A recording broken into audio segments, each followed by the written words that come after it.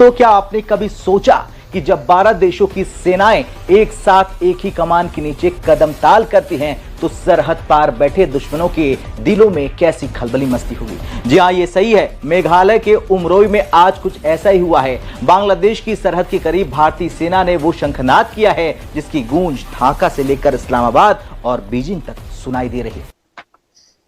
The biggest thing, अभी सुबह मैं एक न्यूज देख रहा था कि देर इज ऑफ कोर्स क्या नाम है, बॉर्डर पे मैपिंग चल रहा है already, right? There is already mapping which is going on. वो जो फेंसिंग कहाँ पर लगाना है, बॉर्डर पिलर मैपिंग और ये सब चीजें आपको करनी पड़ती हैं, that is starting up. Bar wire fencing और ये सब चीजें तो शुरू हो जाएंगे, which they have said first 27 kilometres will happen in about 2 weeks. लोग इलीगल, आपको पता है, जो लोग आते हैं प्रॉपर एक प्रोसीजर के तहत नहीं आते। अगर वो आपकी कंट्री में टेररिज्म करते हैं, आपके रिसोर्सेज यूज करते हैं, तो फिर उनको इंसानियत बेस पे रखना सही है कि आपके अपने अंदर जो है वो एक दीमक लग रही है आपकी कंट्री में, फिर क्या ठीक है ये चीज? मैडम बेसिकली देखें ना, कोई भी गवर्नमेंट होती है वो मुख्तलिफ किस्म के इंस्टीट्यूशंस बनाती है, अदारे बनाती है, जो कि इस वजह से काम करते हैं कि हमने अपने मुल्क के अंदर जो है ना अमन और इंसाफ फराहम करना है। डिटेक्ट, डिलीट, डिपोर्ट, ये जो 3 शब्द हैं दोस्तों, डिटेक्ट, डिलीट, डिपोर्ट, इसने पूरी की पूरी वेस्ट बंगाल की राजनीति में आग लगा दी है। अब मैं पॉलिटिक्स कवर करता नहीं हूं, ना मुझे पॉलिटिक्स में इतना इंटरेस्ट है, ना इतनी नॉलेज है, लेकिन ये जो chief minister west Bengal Suvendu Adhikari ji ने जो फैसले लिए हैं वो भारत की नेशनल सिक्योरिटी के लिए बहुत अच्छे हैं। The most important thing which is now what we are seeing in Bengal, और इसके ऊपर काफी रिपोर्ट्स आ रही हैं, there are people running around here and there, baggage में एंड ऑल दैट होल जमावड़ा is running up and down. दोस्तों, जियोपॉलिटिक्स और मिलिट्री स्ट्रेटेजी की दुनिया में जब एक साथ 12 देशों की सेनाएं किसी एक देश की कमांड के नीचे आकर युद्धाभ्यास करती है तो उसकी गूंज सिर्फ बॉर्डर तक नहीं बल्कि दुश्मन देशों की राजधानियों तक सुनाई देती है। आज हम एक ऐसी ही मेगा मिलिट्री ऑपरेशन की बात करने वाले हैं जिसने ढाका से लेकर इस्लामाबाद और बीजिंग तक खलबली मचा दी है। मेघालय के उमरोई में, जो कि बांग्लादेश बॉर्डर से बिल्कुल सटा हुआ इलाका है, वहाँ इंडियन आर्मी ने एक्सरसाइज प्रगति का आगाज़ कर दिया है। दोस्तों, ये कोई आम मिलिट्री ड्रिल नहीं है बल्कि इंडियन ओशियन रीजन और साउथ ईस्ट एशिया के 12 बड़े देशों को एक साथ लाकर भारत ने अपना नेबरहुड फर्स्ट और मिलिट्री डोमिनेंस का सबसे बड़ा पत्ता फेंक दिया है। इस एक्सरसाइज में भूटान, म्यांमार, नेपाल, श्रीलंका से लेकर वियतनाम और फिलीपींस तक की सेनाएं शामिल है। ऐसे में जब बांग्लादेश के अंदर पॉलिटिकल इंस्टेबिलिटी और कट्टरपंथी ताकतें तेज़ी से बढ़ रही है और चाइना वहाँ के पोर्ट्स और इंफ्रास्ट्रक्चर में घुसने की कोशिश कर रहा है, ठीक उसी बॉर्डर पर इस मेगा एक्सरसाइज का होना एक सीधा और साफ मैसेज है। भारत ने इस कूटनीतिक और सामरिक घेराबंदी से बता दिया है कि इस पूरे रीजन का बॉस कौन है, और अगर किसी ने भी हमारी तरफ आंख उठाकर देखने की कोशिश की तो उसका अंजाम 1971 के सरेंडर से भी ज़्यादा भयानक होगा। ये सिर्फ एक मिलिट्री डील नहीं है, ये नए भारत का वो अभेद चक्रव्यूह है जिसे भेदना अब नामुमकिन है। आज मित्र देश में हम पर्दा उठाएंगे उस महाअभ्यास से जिसने पड़ोसियों की रातों की नींद उड़ा दी है। क्या भारत ने बांग्लादेश बॉर्डर पर अपनी सबसे बड़ी सैन्य घेराबंदी शुरू कर दी है? क्या ये ऑपरेशन सिंदूर 2.0 का आगाज है? अगर बांग्लादेश का इंटेंट ठीक है, देखिए, या तो बांग्लादेश का इंटेंट है कि नहीं डालो बंदे, डालो वहां पे, अगर ये इंटेंट है कि डॉक्यूमेंटेड है तो then it should be very clear. दूसरी चीज, बांग्लादेश गवर्नमेंट को एक बात बता देनी चाहिए हम लोगों को, right? We don't have any dispute with you, we respect you, but illegals cannot come into our country. आप प्लीज बाद में अगर कोई एक्शन बीएसएफ लेती है तो कल आप हमें यह मत बोलना कि यह गड़बड़ हो गई और बीएसएफ ने एक्शन किया। अभी त्रिपुरा में 2 निपटा दिए थे बीएसएफ ने, तो बड़ा हो हल्ला हो गया कि क्यों मारा। भाई तुम आना क्यों चाह रहे हो अंदर यार, जब नहीं बुला रहे हम? Why do you want to come into our house? We don't want to invite you. There is a process. You go to the consulate. हमारा जो हाई कमिश्नर है वहां पे ढाका में, उसके पास जाइए। हमारा जो हाई कमीशन है या कॉन्सुलेट्स हैं अलग अलग जगह, वहां पे जाइए, वीजा लेके इज्जत से आइए। We'll give you all the respect and regard. We have all the respect and regard for Bangladesh, but we cannot allow illegals to come into the country. I am against Indian illegals going to Canada. I am against them. I am against Indians वो Dunki root लेते हैं और Australia पहुंच गए, कहीं और आप legally जाइए। किसी भी देश में जाना है, विदेश में जाना है, लीगली जाइए, इज्जत के साथ जाइए। Don't break the law. Similarly don't break Indian law.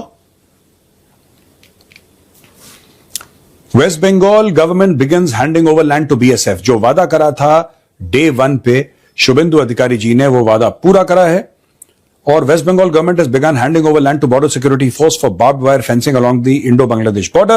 Chief Minister Shubhendu Adhikari formally initiated the process in the presence of BSF officials. He stressed that fencing the border is vital for national and state safety, citing issues such as infiltration, smuggling, counterfeit currency, forced religious conversions and crimes linked to illegal Bangladeshi entrance.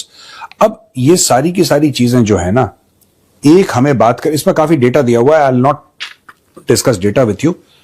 एक और चीज है, you must try for 100% fencing. ये cobra fence लगाते हैं BSF वाले, वो बड़ी बेहतरीन चीज होती है कोबरा, वो लगाएं, उसमें बिजली दौड़ती है, वो सारी चीजें सॉर्ट आउट कर देती है कोबरा। म्यांमार के साथ जो बॉर्डर है, आपको वो भी करना पड़ेगा, because Myanmar also shares a border with India. Very easy for a group of Bangladeshis to enter Myanmar and come from there. और वो पूरा का पूरा बॉर्डर जो है वो असम राइफल्स है वहां पे डिप्लॉयड है। वेरी प्रोफेशनल फोर्स, बड़ी तगड़ी फोर्स है, and it is in the true sense a paramilitary force. It is officered by the Indian Army, so Indian Army officers go there on deputation, वो जाते हैं वहां पे और वो पूरे असम राइफल्स को लीड करते हैं। बहुत अच्छी फोर्स है और वहां पे भी उनको भी क्लैरिटी होनी चाहिए। और मुझे लगता है कि it's time to take a hard stand on this. आपको करना पड़ेगा ये बिल्कुल भी ये nobody should tolerate illegal immigrants in the country. जैसा मैंने आपको पहले बोला, जो भारत के लोग जाते हैं कनाडा झूठ बोल के गलत तरीके से यूएस जाते हैं, मैं उनको भी सपोर्ट नहीं करता। बांग्लादेश और इंडिया का जो उनका रिलेशन है, अगर हम थोड़ा पीछे मस्जिद में चले जाए तो इनका एक बहुत अच्छा रिलेशन रहा है, ठीक है। हर एतबार से इनके आपस में ट्रेड भी बहुत अच्छा था, ठीक है। बहुत इंडियन जो है ना वहाँ पर इन्वेस्ट, बहुत ज़्यादा इनका इंडियंस का जो है ना इन्वेस्ट है, खासकर एनर्जी सेक्टर में। इंडियन प्राइवेट जो है ना उनका बहुत ज़्यादा वहाँ पर इन्वेस्ट था। और साथ साथ जो है ना आप यूँ समझिए तकरीबन 60% बंगाली जो है ना जो स्टूडेंट्स थे मेडिकल के, वो इंडिया के अंदर जो है ना एजुकेशन हासिल करते थे। उनको बड़ी सहूलियात, मेडिकल के ट्रीटमेंट, हर एतबार से ना उनको बड़ा एक रिलीफ था इंडिया की तरफ से। तो जब वो गवर्नमेंट उसका ख़त्म हुआ ना, उसका शेख हसीना वाजिद का, उसके बाद जो दूसरा यूनुस साहब का गवर्नमेंट आया, उन्होंने क्या किया कि इंडिया के साथ अपना जो है ना रिलेशन ताल्लुकात को ख़राब कर दिया, ठीक है। जब फिर उसके बाद भी जो है ना इंडिया ने बड़ा कोशिश किया कि भाई हमसाया है, तो आपका हमारे साथ जो है ना, हमारा आपके साथ एक बहुत बड़ा एक ट्रेड का जो है ना एक तारीख है, तो इसको आप ख़राब न करें। इंडिया ने बड़ी कोशिश किया, लेकिन वो जो है ना बिल्कुल इंडिया को आगे अगेंस्ट खिलाफ खड़ा हो गया और इंडिया के साथ खिलाफ जो है ना अपना क्या किया, उसने ताल्लुकात ख़राब कर दिया। तो ठीक है, इंडिया ने काफ़ी इनको वार्निंग भी दिया, सब कुछ दिया, लेकिन उनको समझ नहीं आया।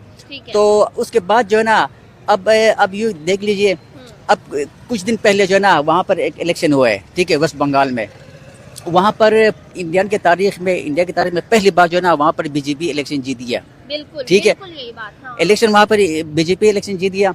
जीतने के बाद जो है ना फिर अब जाहिर बात है कि वो कहते हैं ना, अगर ये सीधे हाथ से उंगली से ना निकले तो फिर उंगली टेढ़ा करना पड़ता है। अब देखो ना, उन्होंने कुछ तो उन्हें स्टेप लेना ही लेना था कि भाई अगर बांग्लादेश हमारा नहीं सुनता है, हमारा खिलाफ कोई इतिहाद बनाने जा रहा है या हमारे अगेंस्ट जा रहा है, तो हमें भी तो कुछ ना कुछ, उनके पास भी तो ऑप्शन मौजूद है। देखो ना, यानी कि आपको वाकई नहीं लगता कि बांग्लादेश से जो इलीगल बांग्लादेशी आते थे बंगाल, वो इंडिया के अंदर दहशतगर्दी करते थे या कोई स्मगलिंग वगैरह करते होंगे? दोस्तों, अब इस महायुद्ध अभ्यास का सबसे खतरनाक पहलू समझिए, जिसे डिफेंस एक्सपर्ट्स ऑपरेशन सिंदूर 2.0 का नाम दे रहे हैं। इस एक्सरसाइज के जरिए इंडियन आर्मी सिर्फ आतंकवाद और जंगल वॉरफेयर की ट्रेनिंग नहीं दे रही, बल्कि अपने इंटीग्रेटेड थिएटर कमांड यानी ITC का सबसे बड़ा ट्रेलर दुनिया को दिखा रही है। इसका मतलब है कि आने वाले वक्त में किसी भी जंग में आर्मी, नेवी और एयरफोर्स अलग अलग नहीं, बल्कि एक सिंगल माइंड और यूनिफाइड कमांड के साथ दुश्मन पर टूट पड़ेंगे। इसके अलावा इस एक्सरसाइज में एक बहुत बड़ा डिफेंस एग्जीबिशन भी लगाया गया, जहां भारत अपने मेड इन इंडिया हथियारों का जादू इन 12 देशों को दिखा रहा है, ताकि जो देश अब तक हथियारों के लिए चाइना या वेस्टर्न देशों पर निर्भर थे, वो अब सीधे न्यू दिल्ली की तरफ देखें। दोस्तों, ये मिलिट्री डिप्लोमेसी का वो मास्टर स्ट्रोक है जहां हम अपनी हार्ड पावर और सॉफ्ट पावर दोनों का इस्तेमाल एक साथ कर रहे हैं। एक तरफ बॉर्डर्स को अभेद बनाया जा रहा है और दूसरी तरफ पड़ोसियों को इतना मजबूत किया जा रहा है कि चाइना का गेम पूरी तरह से खत्म हो जाए। तो दोस्तों, बांग्लादेश बॉर्डर पर इंडियन आर्मी के इस आक्रामक रुख और एक्सरसाइज प्रगति पर आपकी क्या राय है? अपना डीप जियोपॉलिटिकल एनालिसिस नीचे कमेंट सेक्शन में जरूर शेयर करें। अगर आपको हमारी ये हार्डकोर स्ट्रैटेजिक कवरेज पसंद आई हो तो वीडियो को एक बड़ा लाइक दें। दुनिया भर की ऐसी टॉप टियर जियोपॉलिटिकल अपडेट्स के लिए हमारे चैनल को सब्सक्राइब करना ना भूलें।